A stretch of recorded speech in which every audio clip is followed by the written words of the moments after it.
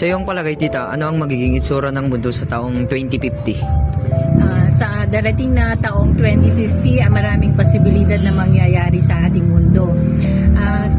Kagaya ng sa panahon ngayon ay moderno. Maraming mga magagandang bagay na magagamit o kaya magagawa ng mga tao ng magagandang at saka modernong mga kagamitan. Sa saong yan, alam kong maraming posibilidad na mangyayari na maganda o hindi maganda dahil sa ating mundo. Sa ngayon, kagaya ngayon, ang mundo natin ngayon syempre maraming mga magagandang bagay na magiging kahinatnan sa ating mundo sa darating na 2050. So, anong pinakatutuwa or pinakababala mo sa ating hinaharap, tita? Ang pinakakatuwa natin ay yung makakamit natin yung mga ating mga pangarap sa ating buhay, kung anong magiging itsura natin sa darating na taon o kaya magiging makakamit natin ang mga pangarap natin sa buhay, tsaka yung ginagawa natin na yung mga minimithin natin na dapat gampanan, dapat maayos o kaya anuhin natin yung parang lahat ng mga pangarap natin para makamit ay maging pursigi sa ating buhay. So, ano po ang may papayo mo sa mga kabataan ngayon, tita, para maging mas maganda ang kanilang mga hinaharap? Sa ngayon, sa mga kabataan ngayon, alam mo naman mga kabataan ngayon, maraming mga pasaway, maraming mga pasaway na bata. Ang pinapayo ko sa kanila, mag-aral sila mabuti para makamit nila mga pangarap nila sa buhay, yung mga pangarap nila sa buhay, para guminhawa rin sila para mag-aral na mabuti.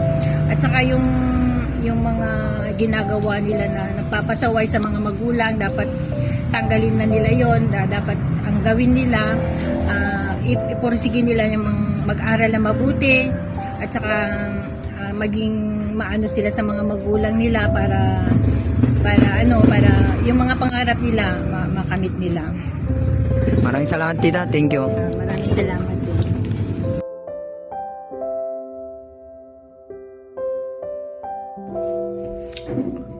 Reflection on the interviewee's answers reflect her positive outlook on the future and the role of people in the continuous development of the world.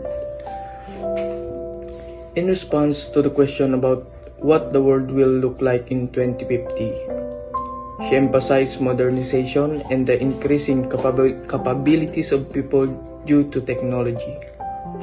This is true as even today, science and technology are advancing rapidly, which will undoubtedly lead to more innovations and improvements in the future.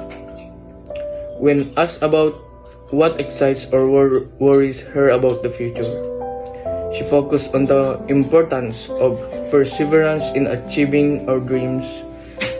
This is a great perspective, as it highlights that no matter how much the world changes, hard work and determination will always be key to success. However, she did not mention any concerns, which could mean that she has an overwhelmingly positively view of what lies ahead. Finally, her advice to the youth is invaluable: study hard and respect parents. This serves as a reminder that education and good character are the foundations of a successful future. In a fast-changing world, having a strong knowledge base and discipline becomes even more crucial in keeping up with progress.